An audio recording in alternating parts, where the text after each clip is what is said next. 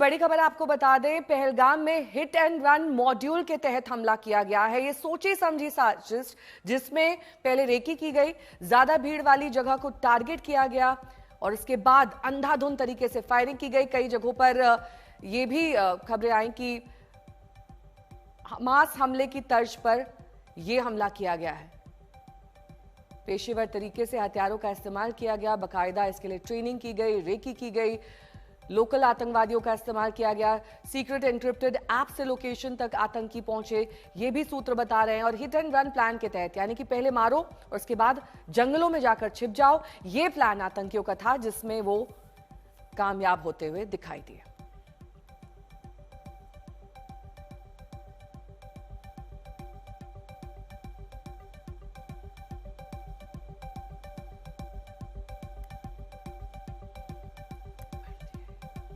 Israel में Hamas हमले की तर्ज पर लश्कर टीआरएफ आतंकियों ने साजिश रची। हमले की साजिश टूरिस्ट स्पॉट जहां ज्यादा भीड़ हो, उसी साजिश के तहत किया गया। हमास हमले की तर्ज पर पहले टारगेट से आतंकियों ने पहचान पूछी और फिर गोलियां चलाई। ठीक हमास हमले की तरह ही आतंकियों ने अपने टारगेट को घेरा और गोली चलाने लगे। आतंकियों को पेशेवर हथियार चलाने की ट्रेनिंग मिली थी और उनके द्वारा इस्तेमाल किए गए हथियार आर्म्ड यूनिट में पेशेवर तरीके से इस्तेमाल किए जाते हैं। सीक्रेट एन्क्रिप्टेड ऐप के जरिए टूरिस्ट स्पॉट की लोकेशन तक आतंकी पहुंचे और इन्हें पूरी तरीके से लोकेशन की जानकारी थी।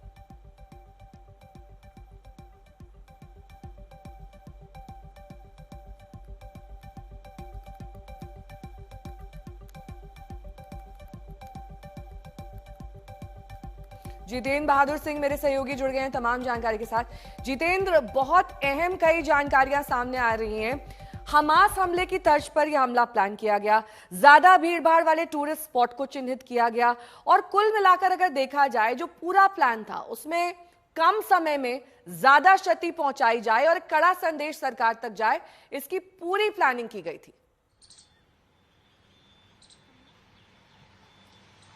बिल्कुल नेहा, कुछ इसी तरीके की प्लानिंग जो है हमास ने इजराइल में किया था और ऐसा लग रहा है कि सिक्योरिटी एजेंसीज के पास ऐसी जानकारी आ रही है कि जो पाकिस्तान से आतंकी यहां पर पहुंचे हैं, जिनकी ट्रेनिंग बाकायदे पाक अधिकृत कश्मीर में हुई है, ऐसा उनको प्रतीत होता है या फिर उनके पास ऐसे पुख्ता सबूत आ रहे हैं कि इन आतंकवादियों की ट्रेनिंग हमास के जो आतंकी हैं उनके साथ किसी न किसी रूप में हुई है।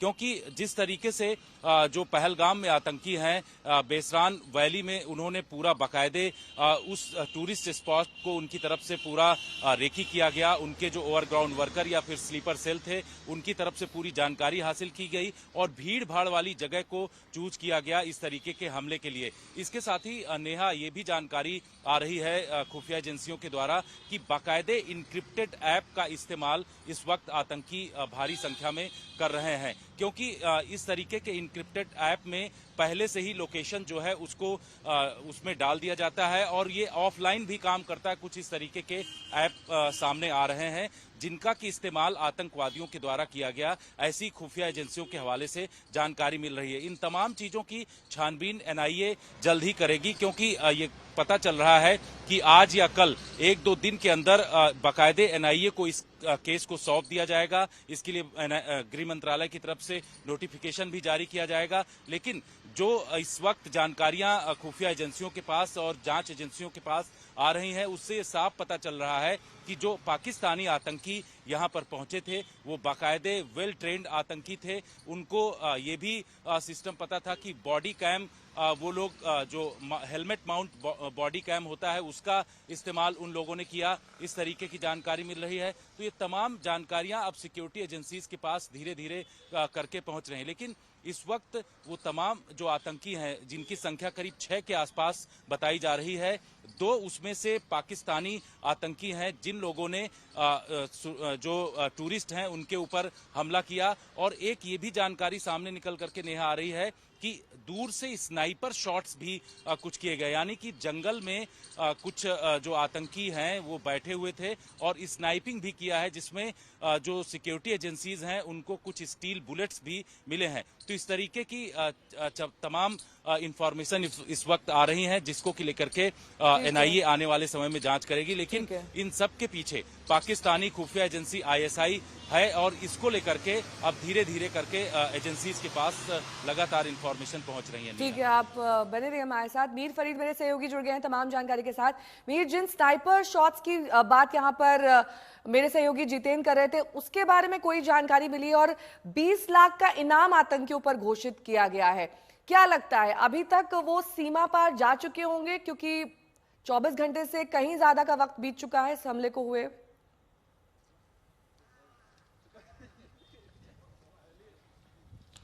जी, सीमा पार तो कहना मुश्किल है, लेकिन इन्हीं इलाकों में कहीं वो छुपे हुए हैं। जैसे हम बार बार कल से दिखा रहे हैं कि बहुत दुर्गम इलाका है, जंगल है, पहाड़ हैं, आप में छोटी छोटी नदियां बह रही हैं, नेचुरल केव्स हैं, तो बहुत कुछ है छुपने के लिए। और जब ये षड्यंत्र था, जब ये पूरा रेकी करके प्लान किया है, तो ऑब्वियसली उनके पास एग्जिट रूट भी होगा। तो एग्जिट रूट फॉलो करते वो वहां से निकल चुके हैं। ऑपरेशन चलेगा, सेना और जो भी जॉइंट फोर्सेस हैं ऑपरेशन चला रही हैं। और जैसे हम बार बार कह रहे हैं कि जो भी उनके पास है, चाहे टेक्नोलॉजी है, एरियल सर्वेलेंस है, यूएवीज, ड्रोन्स, चॉपर, सभी लगा दिए हैं कि इनको जो है भागने ना दिया जाए इस एरिया से। लेकिन फिलहाल कोई कामयाबी नहीं मिली है।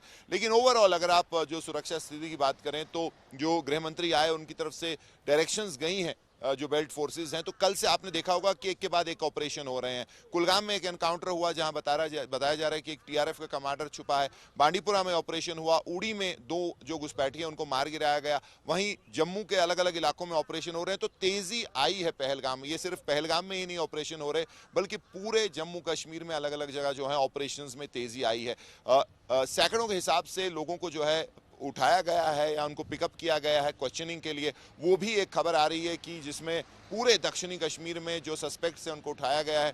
और कोशिश यह है सुरक्षा बलों की, और मैसेज भी यह है कि इस सारे चक्कर में जो कोई बेगुनाह है वो फंसना नहीं चाहिए। क्योंकि बहुत आसान है, जब आपके पास प्रेशर है तो आप एक जो है झुंड में लोगों को उठाते हैं, तो किसी जो बेगुनाह उसको जो है कोई तकलीफ नहीं होनी चाहिए। लेकिन काफ़ी प्रेशर सुरक्षा बलों पे कि रिजल्ट मिलना चाहिए, क्योंकि एक चूक हुई है। और अब जो ये स्क्वाड है ऐसे नहीं घूमना चाहिए, क्योंकि आगे अमरनाथ यात्रा है और जब तक ये ऐसे घूम रहा है अगले अटैक का खतरा बना हुआ है। तो वो भी एक सोच है और मानसिकता है, और इसीलिए जो है ऑपरेशन काफी तेज किए गए हैं इसने। नेहा, इसके अलावा वीर, बार बार ये बात कही जा रही है कि बहुत खास तरीके से इन आतंकियों की ट्रेनिंग की गई। ये अत्याधुनिक हथियारों से तो लैस थे, AK-47 के अलावा स्नाइपर्स की भी बात अब यहाँ पर की जा रही है। कुछ ऐसे बुलेट्स वहां पर मिले हैं शायद, जिनसे ये पता लगता है कि दूर से भी शायद फायरिंग की गई। ऐसी जगह को चुना गया जहां पर बड़ी संख्या में टूरिस्ट मौजूद हों, एक बड़ा और कड़ा संदेश सरकार तक पहुंचे कि हमने आपके लोगों को मारा है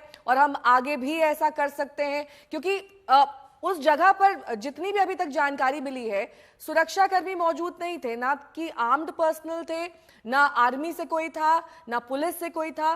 तो ये भी कई सवाल उठा रहा है सुरक्षा एजेंसियों के, उनके अलर्ट पर और वहां पर सुरक्षा व्यवस्था पर। अब उसको अगर दरकिनार भी कर दिया जाए तो उन लोगों की जान नहीं वापस आ सकती जो लोग मारे गए हैं। जाहिर तौर पर चूक हुई है।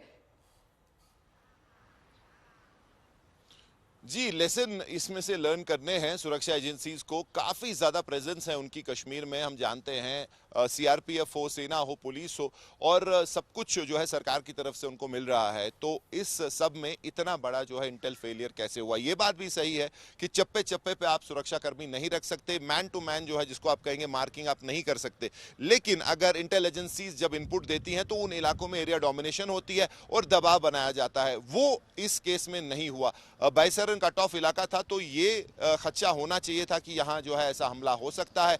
पहाड़ जंगल पास हैं, टीआरएफ की मूवमेंट नोटिस की गई है, तो वो सारी चूक जरूर हुई हैं। और अगर आप इस अटैक के रेस्पॉन्स की बात करें, वो भी एक पहलू है कि देखा जाए कि कहाँ गलतियां हुई हैं और उनको सुधारा जाए। एक और बात नेहा जो इसमें इंपॉर्टेंट है, जो मंशा थी जिन्होंने अटैक किया है, साफ तौर पे कम्युनल फायर को जो है स्टोक करना चाहते थे। जिस तरीके से उन्होंने चुन चुन के दिखाया है, उनको बोला है कि आप अपने सरकार तक ये मैसेज ले जाइए कि हम जो है छोड़ेंगे नहीं हिंदुओं को यहाँ पे, तो वो एक मैसेज थी कि ये जो कम्युनल फायर है ये फैले और कश्मीरी जो बाहर है उन पे भी अटैक हो। तो ये चीज जो है ये समझनी पड़ेगी, और अगर ऐसा होता है तो ये साफ तौर पे जिन्होंने षड्यंत्र किया उनके हाथ में खेलना होगा। तो ये सारी चीजें जो है इन पे ध्यान रखना पड़ेगा, प्रशासन को, जनता को देखना पड़ेगा कि पर्दे के पीछे जो साजिश है वो आखिर है क्या, ये जिस तरीके से हुआ है उनकी मंशा क्या थी, और उसको जो है नाकाम करना है, वो भी एक बहुत इंपॉर्टेंट जो है इसका एंगल है। जी।